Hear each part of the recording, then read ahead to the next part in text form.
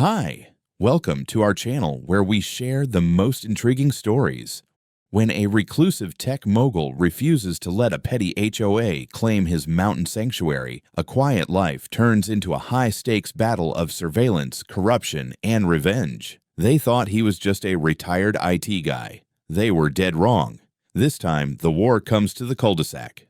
I've always been careful about my privacy. After selling my fintech company for a ridiculous sum a few years back, I bought 2 homes in Colorado, one quiet modern place down in the valley near Aspen, and a mountain retreat perched on a private ridge with its own little lake, helipad, and a timber bridge I'd built for the fun of it. I kept a low profile. No Instagram, no articles about local billionaire reclusive founder. The people in the Silver Pines subdivision, with their manicured lawns and iron gates, only knew me as that retired IT guy who happened to have a lot of deliveries. And that was exactly how I liked it. So when an email popped up one Monday morning from the Silver Pines HOA, I almost laughed. The subject line read, "Proposal for Community Support."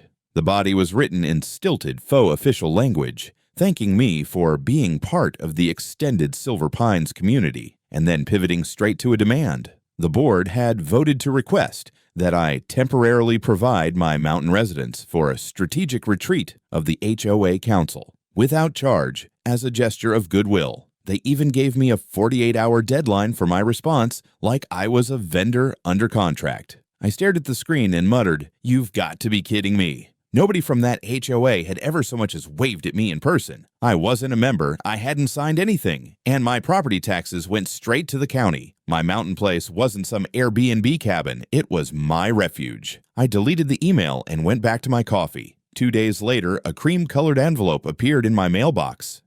The return address, Silver Pines Homeowners Association, inside the same demand, only now couched as a notice. At the bottom, in neat legalese, failure to comply may result in the board considering alternative measures to ensure equitable participation. Clipped to the page was a glossy, high-resolution photo of my mountain house taken from above, clearly by a drone. The angle was so close I could see the paddleboard stacked on the dock. A cold little spark ran down my spine. This wasn't just a badly worded invitation. Someone from that HOA had flown a drone over my posted property to photograph my retreat, then sent me the image as a way of saying, "We're watching." It was such a bizarre mix of entitlement and threat that I actually read the whole thing twice, looking for a punchline. There wasn't one. That evening, I sat on my deck, staring at the ridgeline where my second home sat hidden among the pines. I'd built my life on reading between the lines of contracts and regulatory filings, spotting the leverage points. This smelled like leverage, clumsy, amateur leverage, but still. They thought they'd found a soft target. I took a sip of my bourbon and let the absurdity sink in. If the Silver Pines board wanted a free mountain getaway, they'd pick the wrong retired IT guy to shake down. The next move came faster than I expected. I was making coffee the following morning when my phone buzzed with a call from an unknown Aspen number. Out of curiosity, I answered. "Mr. Harris." A woman's voice chirped. "This is Karen Lawrence, president of the Silver Pines HOA. I hope I'm not catching you at a bad time." Her tone was syrupy, like a customer service rep who just denied your refund and is now offering you a coupon. "I have a few minutes," I said, already reaching for my notebook. "Wonderful," she said, drawing out the word like she was about to sell me timeshare access to my own damn house. "I just wanted to personally follow up on the letter we sent regarding the strategic retreat. We're very excited about the opportunity to hold it in such a special space, and since the board voted unanimously, we're just waiting on your confirmation." I leaned against the counter. "You do realize I'm not part of the HOA, right? I've never joined, signed, or agreed to anything. I'm not obligated to provide anything." There was a pause, just long enough to confirm I'd hit a nerve. "Oh, of course, Mr. Harris," she said sweetly, "but community isn't just about paperwork. It's about participation, reciprocity, and when someone benefits from proximity to a well-managed community like Silver Pines, it's only fair they contribute in return." There it was. The velvet glove slipped just a bit. "Is that a threat?" "Not at all," she replied smoothly. "Just a reminder that, let's say, certain amenities you enjoy, your private access road, the refuse service, the fire safety compliance, Well, those things are subject to regulatory review. You'd be surprised how quickly attention can shift when a concerned HOA begins asking questions. For instance, I've heard chatter about your lakeside pier. Charming structure. I wonder, is it properly permitted? And your bridge. Such an architectural statement. But load-bearing safety codes are so particular these days. She said it all in one breath, like a threat wrapped in a muffin recipe. I didn't respond. I just ended the call and stared at the wall for a minute. Then I opened my secure laptop and started typing notes. Time and date, tone, phrasing. Names dropped. That afternoon, I got home to find my trash bin still full. They hadn't been emptied, and the neighbors had. A bright orange sticker was slapped on the lid. Service delay, pending billing status. I didn't owe a dime. I called the city sanitation department. They said the HOA had flagged a service dispute. Complete fabrication. The next morning, I drove out to my turnoff road only to find a freshly installed sign staked in the ground. Private road. No access beyond this point. Silver Pines HOA. It was bolted into concrete like a permanent fixture. I wasn't on HOA land, but the road passed close enough to their boundary that they clearly thought they could claim it. Later that week, I got a notice on my windshield while parked near my own driveway. Vehicle parked in violation of Community Proximity Protocol. Subject to fine. It was printed on HOA letterhead, official looking but completely unenforceable. By Friday, the message was clear. This wasn't some overzealous committee. It was an operation. They were testing me, escalating, pushing to see if I'd fold.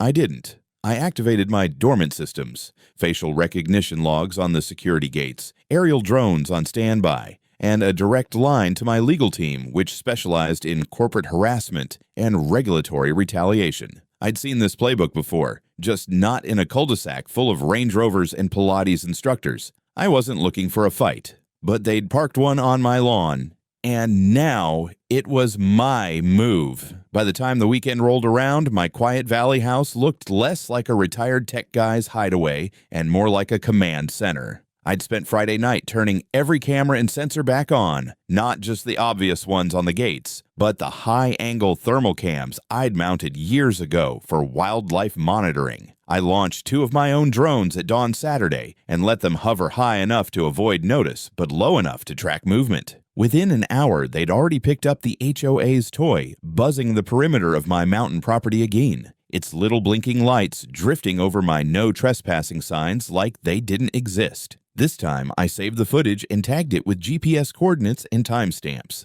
I wasn't just annoyed anymore. I'd spent my career catching subtle frauds in Fortune 500s, tracking shell companies through layers of front addresses. These people weren't sophisticated, but they were bold. That made them dangerous. So I called Marissa, my crisis attorney in Denver. We'd handled hostile regulators together when my company was still private. She picked up on the second ring. "Tell me everything," she said. And I did. The emails, the paper notice, the drone photo, Karen's friendly call, the garbage stunt, the sign, the fake fine. By the end, she was laughing in disbelief. "They're running a small-town RICO," she said.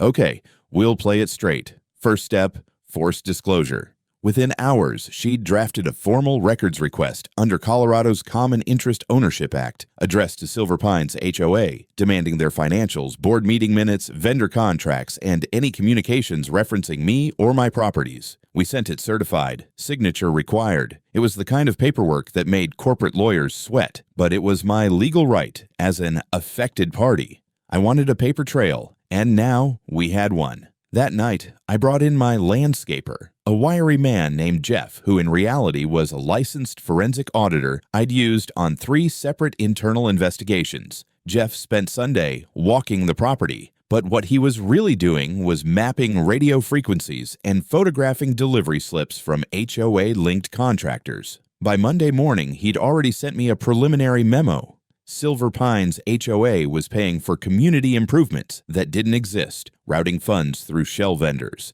and charging residents special assessments that wound up on prepaid cards tied to Karen Lawrence's husband's construction firm. Sloppy, but criminal. Meanwhile, my mountain house security system had caught something even juicier. At dusk Sunday, my motion alerts pinged.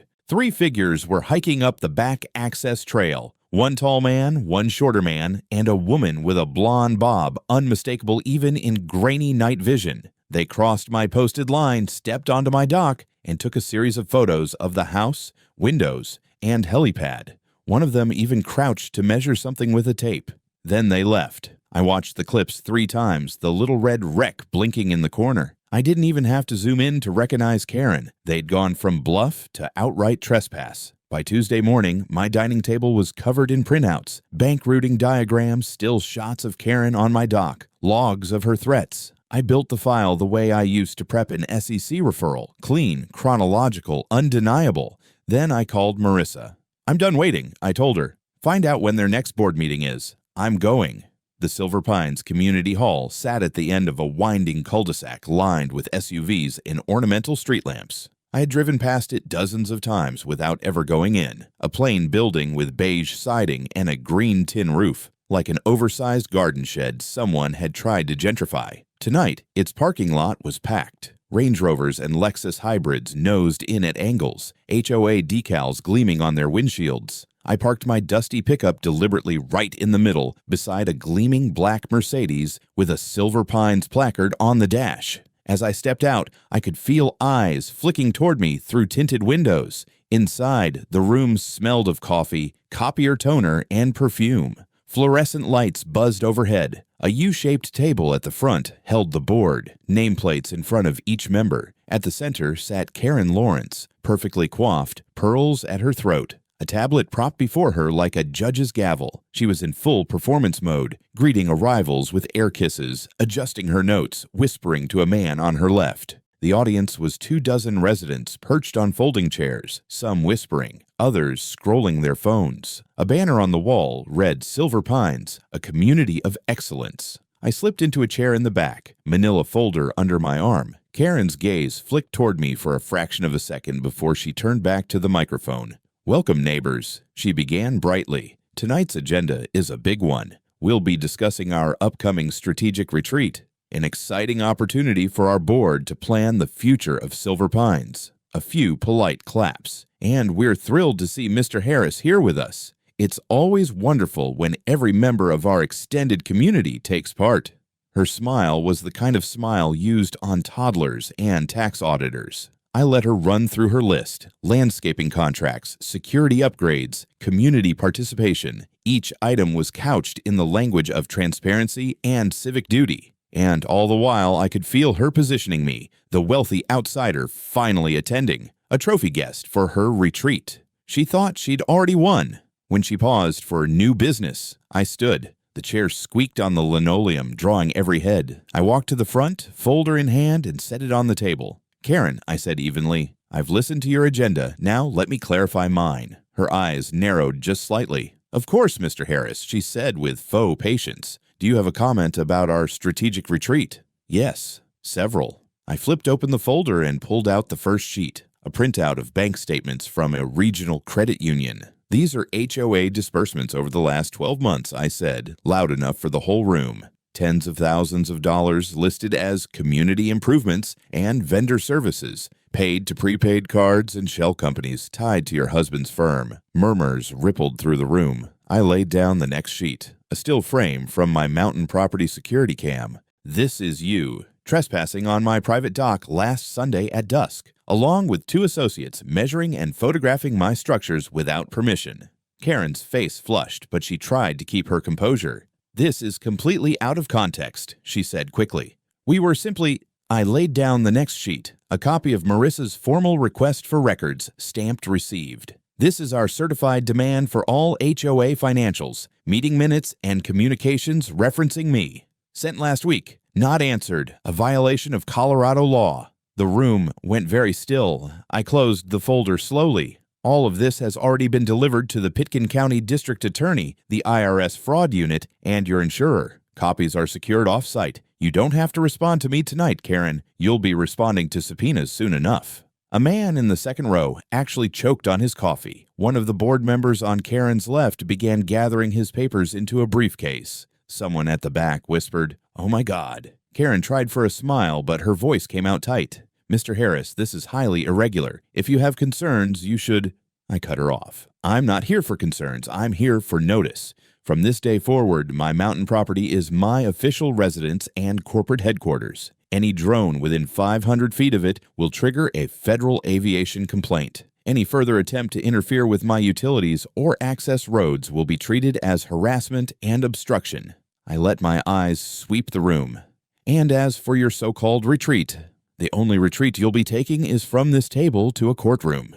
Silence. You could hear the hum of the lights. Then, without a word, 2 board members got up and walked out, leaving their nameplates behind. Karen sat frozen, knuckles white around her tablet. For the first time since I'd walked in, she didn't look like a queen at her dais. She looked like someone who'd just seen the opening brief of a case she couldn't win. I picked up my folder, turned, and walked back to my seat. Nobody stopped me. Nobody said a word. The board meeting made waves, bigger than I expected. By the next morning, 3 different residents had emailed me, people I'd never met, all from Silver Pines, thanking me, cautiously, for standing up to her. One man named Harold, a retired engineer, said he'd been fined twice for visual clutter because he dared to store his wheelbarrow in view of the street. A young couple mentioned being threatened with eviction from their rental because they planted native wildflowers instead of approved turf. Another woman, who'd lived in the neighborhood for over 2 decades, said she once received a $300 fine because her grandson's skateboard ramp was too disruptive to community harmony. And all of them ended the same way.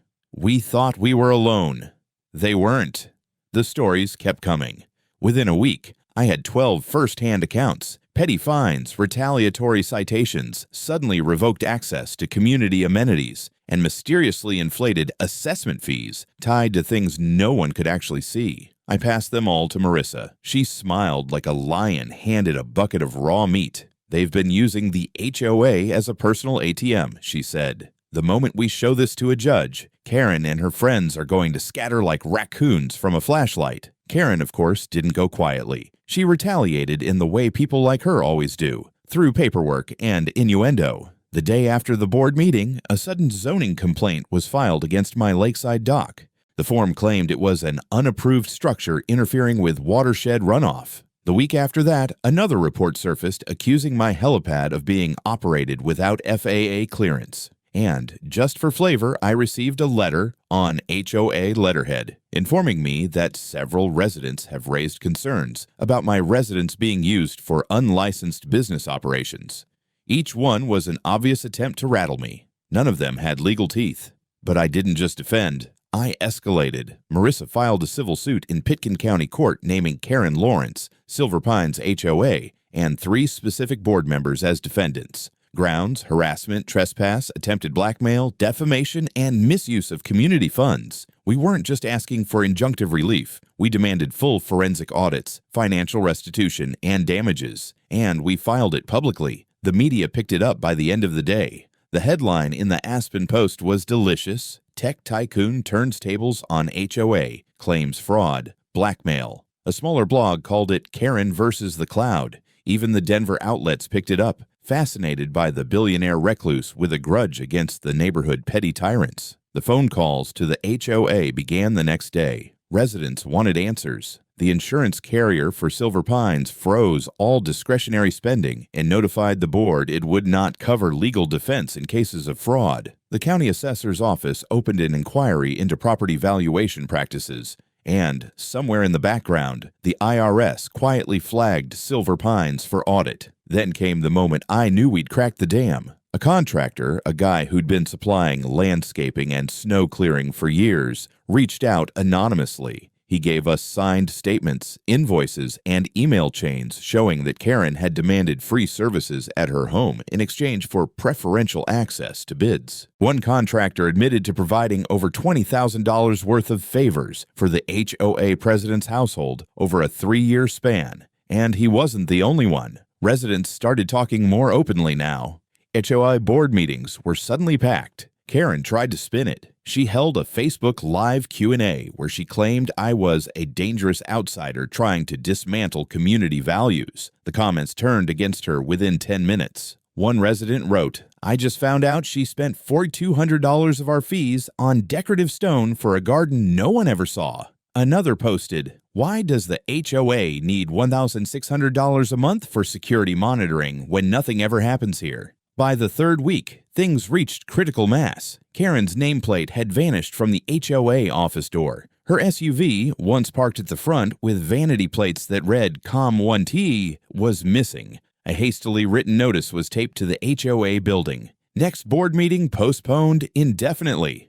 I didn't celebrate, yet. I'd seen people like her regroup before, pivot to victimhood, hide behind technicalities. But this wasn't a corporate turf war. This was a house of cards made from fragile egos and misappropriated dues. And it was collapsing. And I was just getting started. By week 4, I started seeing movement that went beyond rumors and complaints. It was tangible now. Paper trails, disappearing emails, nervous silence from people who used to send me HOA warnings in bold red font. Karen had gone quiet.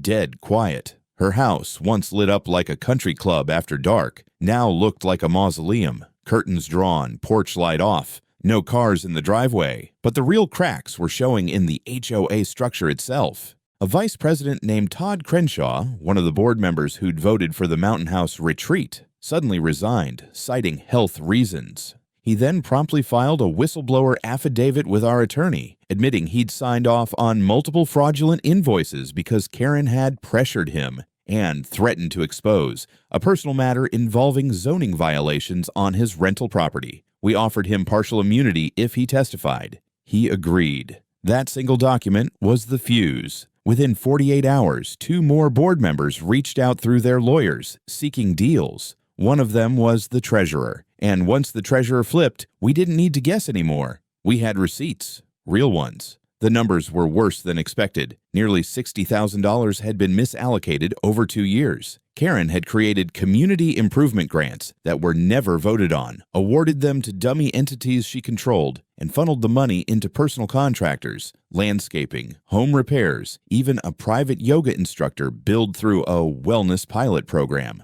I couldn't make this up if I tried. Marissa compiled everything into a comprehensive report and delivered it to the Pitkin County DA. No press releases, no drama, just a neat stack of felony-level documentation. Then came the knock. I was sitting at my desk in the Mountain House, watching elk wander near the tree line, when my landline rang. Not my cell. The old-school landline I kept connected only for emergencies. I picked it up out of curiosity more than concern. "This is Deputy Wexler with the Pitkin County Sheriff's Office," the voice said. "Mr. Harris just wanted to inform you that an arrest warrant for Karen Lawrence has been signed. We'll be executing it within the hour." It felt surreal, not because I didn't expect it, but because for once, someone like her was actually facing consequences. Real ones. Not a slap on the wrist, not a forced apology, and a quiet resignation. Actual jail time. Within the next day, it was all over the news. Karen was taken into custody at a friend's home in Glenwood Springs. Her mugshot looked like a paint chip sample labeled "entitled beige." The DA's office filed charges ranging from embezzlement to coercion and, most satisfyingly, unlawful surveillance. That drone footage of my property? Illegal. And now it was part of the prosecution's evidence. I wasn't done yet. We filed a motion in civil court to suspend the operations of Silver Pines HOA pending audit and criminal proceedings. The court granted it. Overnight, the HOA lost its legal authority to issue fines, enforce rules, or operate accounts. A special administrator was appointed by the county to oversee the neighborhood's governance. Karen's supporters, what few remained, scattered like rats from a sinking ship. I started getting invites, not to parties, but to speak. Local community boards, neighboring HOAs, even a state-run panel on HOA reform. I turned most of them down. I wasn't doing this to be a hero. I just wanted to be left alone. But I accepted one offer from a group of veterans and former engineers in the Valley who were working on local zoning transparency legislation. We met at a diner off Highway 82, over black coffee and crumpled napkins. I gave them everything I had, documents, strategies, even a checklist for detecting financial irregularities in HOA books. "This is bigger than just one HOA," one of them said. "We've had problems like this all over the county, but no one ever had the resources or guts to push back." I just nodded. I wasn't looking for war. But when it came to my door, I made damn sure I was the last man standing. The morning after Karen's arrest, my inbox looked like a war zone. Messages flooded in, some supportive, many panicked, a few laughably hostile. One stood out. It was from a lawyer representing a private security firm that had worked under contract with the Silver Pines HOA.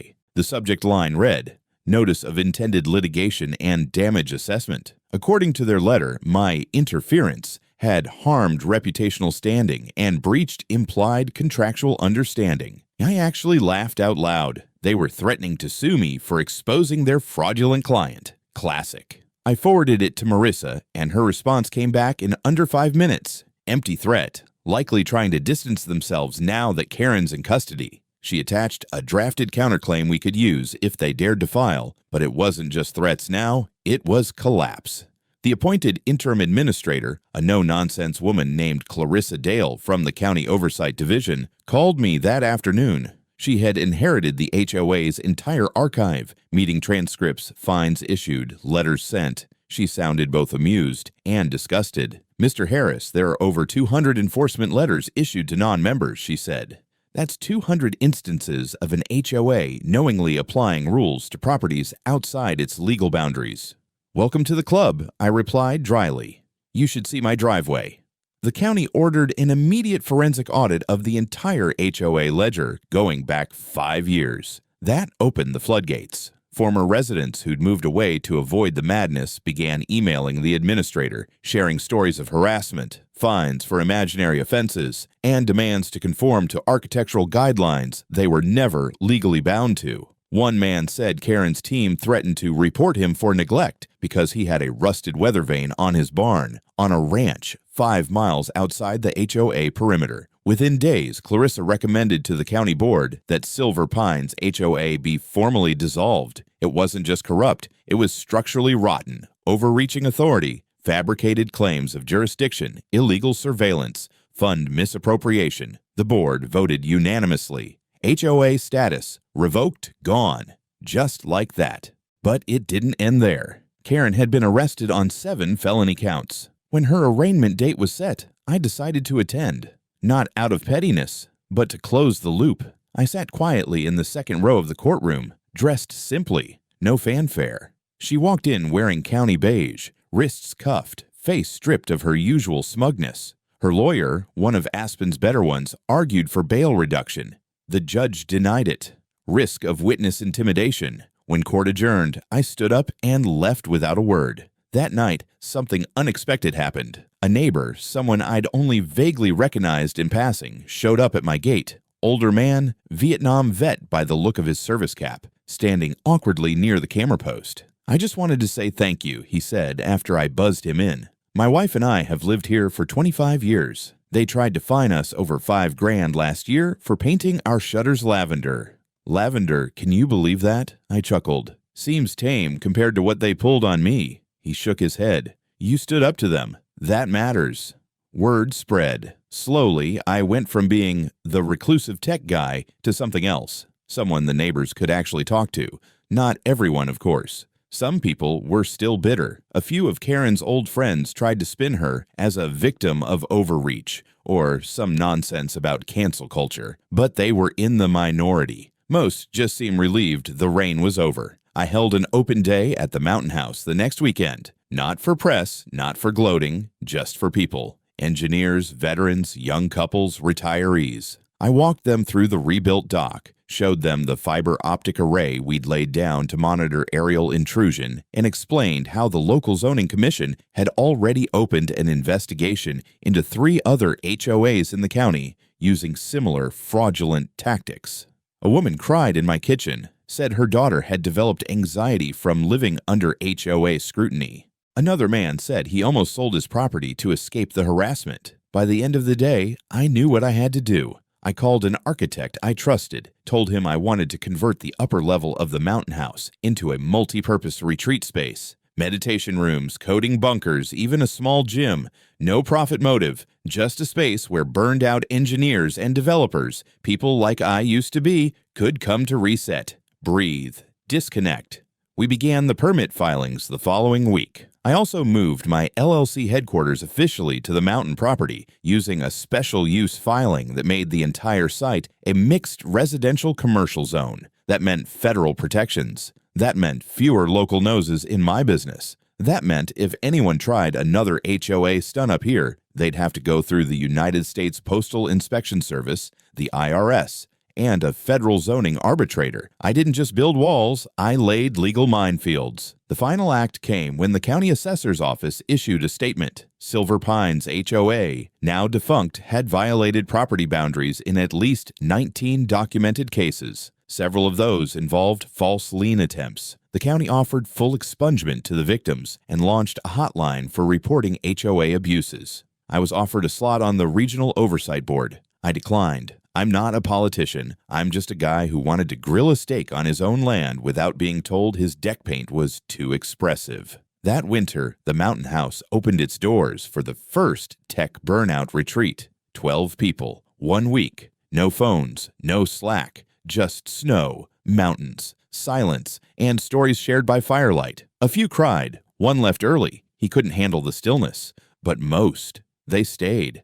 I realized something. Sometimes peace is loud, not because it's noisy, but because it fills a void left by years of pressure. And for the first time in a long time, I slept with both eyes closed. Spring arrived late in the mountains, slow and deliberate, as if the land itself was learning to breathe again. The snow melted in thick rivulets down the granite slopes, feeding the lake behind my cabin. A bald eagle had made a nest high in one of the pines overlooking the water. Every morning I watched it in silence, sipping black coffee from the deck I once had to defend with legal firepower. The war was over, but I hadn't stopped watching. I never would. About 2 months had passed since the last formal action against the Silver Pines HOA. Karen remained in county jail, awaiting trial. Her legal team had filed no fewer than 6 motions to dismiss, suppress, or recuse, every single one denied. The DA was building a tight case. I wasn't the only victim anymore. At least a dozen residents, now free to speak without fear of retaliation, joined a civil class action for fraud, harassment, and emotional distress. Her name would be remembered, not as a leader, but as a cautionary tale. I thought it was all behind me. Then I got the letter. It was postmarked from Boulder, no return address. Inside was a single sheet of thick, cream-colored paper, handwritten, elegant cursive. You made an example out of Silver Pines. Good. But there are other communities watching, and they don't all make mistakes like Karen did. You've made enemies in places you can't see. Stay in your mountains, Mr. Harris. Some HOA lines were drawn in ink, others in blood. No signature, no clue, just a quiet personal threat. For a moment, I stared at it in silence. Then I smiled, not because I wasn't concerned, but because I finally understood something. It had never just been about a single HOA. It was about a system of petty tyrants masquerading as community leaders, about people who weaponized bureaucracy to control others, about the lie that power came from majority rule when, in truth, it came from fear and silence. And I'd broken that silence. I filed the letter with my legal team and installed 2 additional encrypted surveillance towers near the back trail access points on my property. I hired a cyber forensics firm out of Denver to trace any future communications. I wasn't going back to sleep. I wasn't naive, but I was ready. And despite the threat, the retreat center thrived. Word had spread through whisper networks in the tech world, through group chats for veterans of Silicon Valley burnout. People came with sunken eyes, trembling hands, stories of sleep lost to blue light, and endless KPIs. Here, they unplugged. They walked barefoot in the grass. They rebuilt themselves. One of the guests, a wiry coder from Austin, told me during his last night by the fire, "I thought you were some eccentric billionaire up here hiding from the world, but now I think you're more like a firewall, one of the last few people pushing back."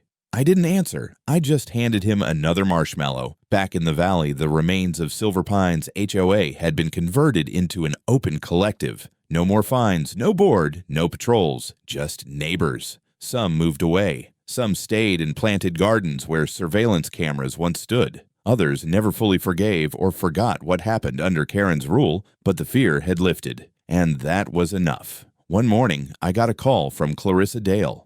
"We're creating a task force," she said. to investigate fraudulent HOA activity across the state. Would you be interested in consulting? Strictly advisory. Your experience would be invaluable. I thought for a long moment. Then I said, only under two conditions: no suits, no politics.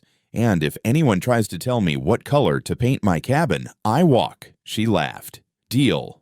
And so, against all odds, I became a reluctant symbol, not of rebellion, but of reclamation, of land, of time, of peace. I wasn't looking for a fight when all this began. I just wanted to live my life without interference. But when they came for my quiet, when they tried to twist ownership into obligation, when they demanded my home as tribute to their imagined authority, I reminded them I was not theirs to manage. Not in the valley, not in the mountains, not now, not ever. And should another HOA, or whatever shadow came next, decide to test those lines again, I'd be waiting, with fireproof deeds, with legal steel, with both boots planted on my own damn land.